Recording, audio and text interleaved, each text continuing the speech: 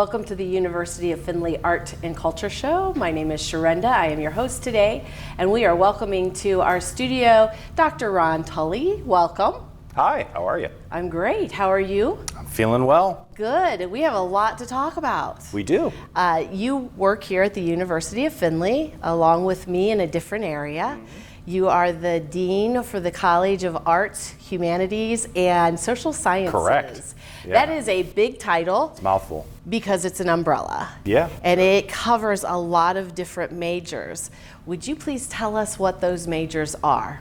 Sure. Well, we used to be known as COLA, which has a little catchier, right? The College of Liberal Arts. But we felt that that didn't really encompass all the majors we have. So we changed it internally about 5 years ago to the College of Arts, Humanities, and Social Science, the College of Oz. Yeah. Right? So 20 to 21 majors, depending on who you talk to, everything from history, philosophy, English, visual and performing arts, psychology, criminal justice, forensic science. There's quite a few of us under this umbrella. There are a lot, and very fascinating majors. And it's very interesting how you hear one and you hear another and you don't think maybe that they would go together, but as the students begin their travels, they realize how much so many of the majors within that umbrella do cross paths. Sure. And that's the original purpose of college or university life, right? When we go back to the original title of the college, liberal, had nothing to do with politics. It had to do with the widest swath of learning. And the new title still embraces that and incorporates some disciplines that historically might not have been under liberal arts umbrella, but meld well with the background and underpinnings of those other disciplines. And so are students able to get master's degrees, or is it only undergraduate degrees within this college? We actually have 3 graduate programs. What are they? Funny you should ask. Master of Arts in Teaching of English as a Second Language. It's actually teaching English to speakers of other languages. Master TESOL is the abbreviation. Okay. And we have the Master of Arts in Rhetoric and Writing, which is in the English department, and a Master of Arts in Professional Communication, which, as it sounds, is in the Communication department. That one's kind of unique because it's built for professionals, and it's completely online. It's delivered asynchronously, so professionals can log on whenever they want, 24/7 to access those courses. That's wonderful. Yeah. It's a great way to serve the population, because our population in higher education has changed. What its needs are and what they are doing. Always changing. It's always evolving. Yeah, it's alive. Yeah. And so it's neat that the University of Findlay within this college has been able to evolve with it to be able to continue those educational opportunities. Yes. So talking about educational opportunities, every college has their niche programs or the things that they get really excited about. And I keep referring to your college. The University of Findlay is a giant umbrella, and there's multiple colleges here that represent and provide education. So within the arts, humanities, and social sciences, there are some really neat opportunities for students within their specific majors to have some creative, experiential, educational opportunities. The one that's coming to mind immediately is the murder house. So that sounds very bizarre if someone's listening. What is a murder house? So fill us in, give us the deets. Sure. That's what the students call it, the murder house. We call it the crime scene house for our forensic science and criminal justice program. It's a house on campus that those programs have exclusive access to, where they can go and do like NCIS work, literally stage crime scenes and try to figure out who done it. So it's definitely a niche thing that's kind of a selling opportunity. But I would say that all of our programs have always had experiential learning built into them. I always say that one of the major differences, not the only difference, but one of the major differences between us and many larger schools, like that school up the road on 75. There's a few of them up there. Well, we're going to talk about that one in that place called BG. The difference, I would say, is having gone to Bowling Green, day one, you can start getting that hands-on experience here, right? We have students right now filming this program, right?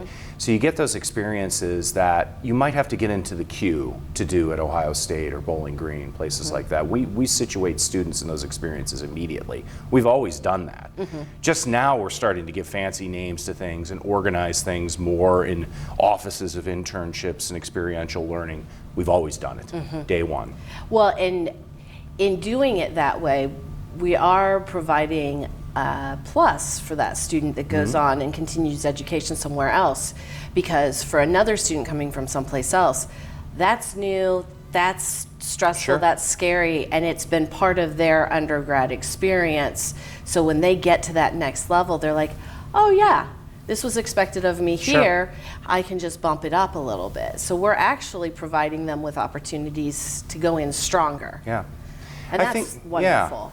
In higher ed, you talked about kind of the evolution. I think one of the big things is now, and this is a bit of in the vernacular, if you will, an undergraduate degree has almost become a high school diploma. It's expected that you're going to get more. So when you get out with that undergraduate degree, you have to have so much more experience. Your resume really has to speak not just to the courses you've taken and the grades, because really that's hard to translate. Right. Did you learn it? Just because you got an A or a B in something doesn't necessarily mean you learned it. Correct. How do you show that? You show it through those experiences and opportunities.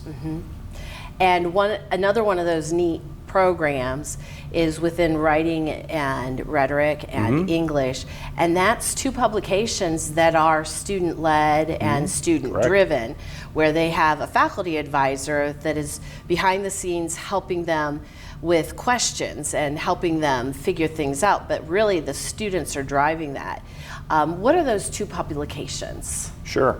I'll talk about the one that's completely student-run in-house. It focuses on student work, student artwork in terms of the cover designs and the layout, student editing in terms of the selections that go in. So it's a complete student process with kind of the guide on the side, if you will, with faculty. That's called From the Writer's Kitchen. We've had that for many, many years. And they have even changed the name over the years, depending on what they want. It was one of the past names, So the students have voice in that too.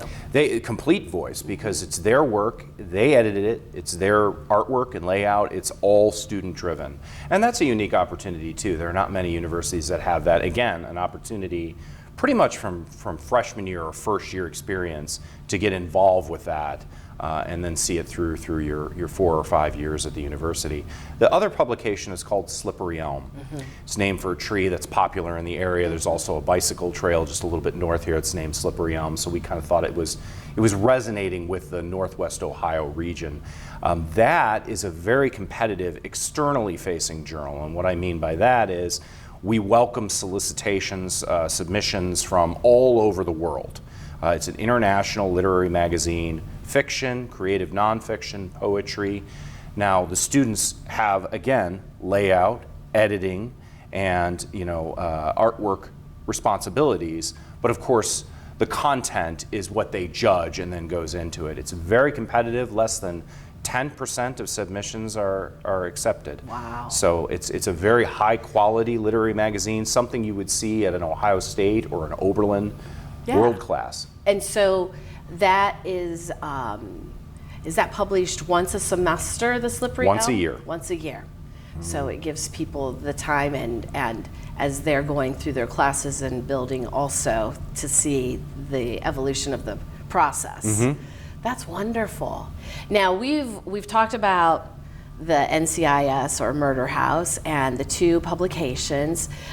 We may have someone that's watching this saying, I'm a writer, I would like to apply for that. How do they go about getting involved with the open door opportunities? There are a number of ways to do it. Of course, we want majors. Come be a writer. If you want to write, come over to the English department or the communication department. We'll get you hooked up, whether it's writing for a literary journal or writing for business and industry or teaching and tutoring or writing for our student newspaper.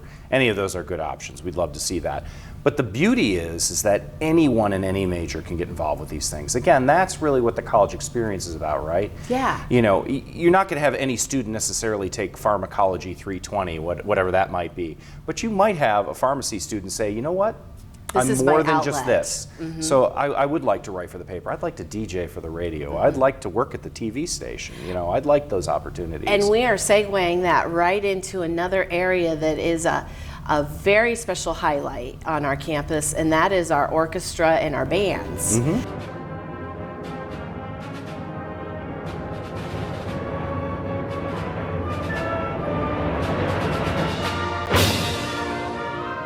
We have incredible musical talent here, We do. but we don't have a music major. No.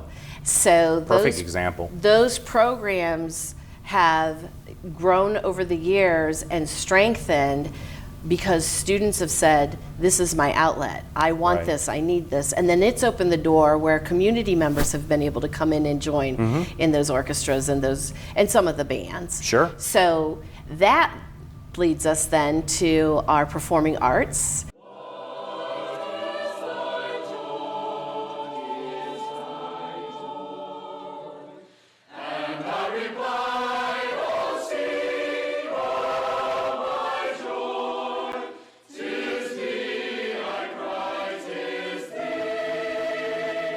There is a really special committee that helps with raising funds for Sure. scholarships. Tell us a little bit about that, because that falls under the umbrella also. You want to know about the curtain raisers? I Is that what you're do, asking about? yeah. Yeah, sure. We've had for many years, I think it goes back approximately 30 years now, the curtain raisers for the performing arts at the University of Findlay. So this is a community-based organization. It's a board, if you will, that helps in many ways. Time, treasure, and talent, as they say. They help usher our shows. They're very generous with their donations, and they've had their hand in the most positive way in terms of support in almost all of our productions over the last few decades. We couldn't exist without them. The students depend upon the scholarships that they've donated to, and more recently they've given us a lot of help in terms of operational support, particularly with theater and music production. So we're very grateful to that group. Yeah, and again, they're not necessarily people that have graduated from the university. Some of them are individuals that have transplanted here through workplaces and or their spouse has moved here and they're looking for a place to connect. This is a passion of theirs. Sure. And so it's an awesome opportunity for networking, not just for the students, but also for the people that serve on the board and on that committee. So really cool stuff. Yeah. Let me back up just a second, because you did ask me in the previous question, which I don't think I quite got to, was how do I get involved with the literary I magazines? was going to circle back around. Any English professor, really, come to me as dean, I'll hook you up. But I mean, any of them in any of your classes, and most, again, of our incoming students are going to take a composition class, take English 104, English 106. That's a perfect opportunity just to strike up a conversation with the professor and say, how do I get involved in these things? How can I do more outside of the class? Great. And for curtain raisers or someone that's wanting to help with the production side of things, and it's my mom that's sitting and watching, she's not connected to the university, is there a website or a phone number where someone could call to start that conversation? Absolutely. A community member? In fact, if you just type into Google, any old search engine, you can just put curtain raisers for the performing arts, University of Findlay, it'll pop up. Super. You can go to our website, just go to the University of Findlay main site and type in the search bar, curtain raisers, and it'll come up. Super. Yeah. Let's go to pre-law. Sure. Because something that started a few years back that I know the students have really, really appreciated within student organizations that are tied to it, they have the opportunity to travel to different colleges that offer law degrees. So they're able to go in and network, but they're going with their current friends Sure. here, where they're able to bounce things back and forth and ideas and play devil's advocate Sure. and determine what they really want their focus to be when they go into law. But what else is happening over in that area? In the law area? Yeah. Well, one of the things that Because a lot of people don't know we have a law area. have a pre-law program, yeah. Exactly. Yeah, we're very proud. You've got basically two faculty members that run most of that program, and that would be Dr. Elizabeth Buchanan and Tristan Kilgallen, who is relatively new to the institution, practicing attorney, comes to us with years of experience. One of the things I'm most proud of that program is our 3+3 program. Okay, what is that? 3+3 programs exist in a lot of areas, but this one specifically, law school is typically 3 years. An undergraduate experience is typically 4 years. Okay. So what we allow with that program is early admission to, I think it's 9 law schools now, many in the region, like ONU down the road, Toledo up the road, Michigan State, Duquesne and Pittsburgh. And you can take your last year here, and it counts double. It counts as your final year here, and it counts as your first year at law school. So even if you decide, I'm not going to go on for law school after the first year, it still matriculates, your credits matriculate back to the University of Findlay, and you still get that bachelor's degree. Super. Yeah, it's win-win. Yeah, Saves the students a lot of money, too. Yeah, that's wonderful. And stress. How am I going to pay for it? Right, right. So that's great.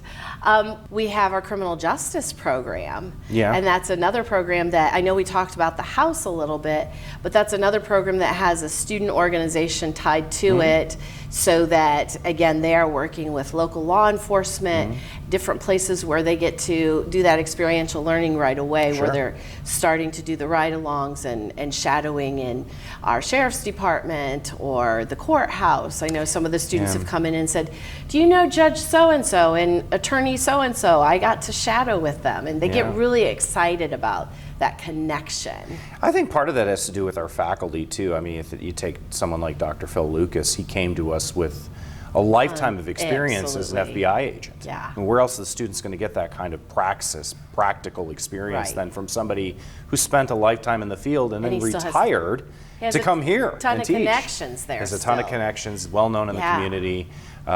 Absolutely. So that's the kind. I think that's the difference maker too. Is that a place like Findlay, which is a teaching-centered institution, allows the best of both worlds. It's not just rooted in theory. It has a lot of these folks on the practical side that chose to come out of business and industry and teach because they wanted to. They wanted to have that interaction with the students. And he even went on and got his doctorate. He did, while he was here. He's just an amazing, many of us did that. I'm also guy. one that did that, So it's very common here. And I think that speaks to the ambition and drive to many of our faculty, too. That how difficult is it to work a full-time job and get a doctorate? And there are dozens of us on campus that have done that because we want to make the student experience better. We believe in this place. Yes, that's wonderful. And then we've got the TV studio here. And we had talked about that before we came on the air. But this is more experiential learning. There's quite a few newscasts that come out of here, as well as the students have an opportunity to work outside of the studio, traveling with athletics and making sure that those get up and on the UF website and YouTube channel.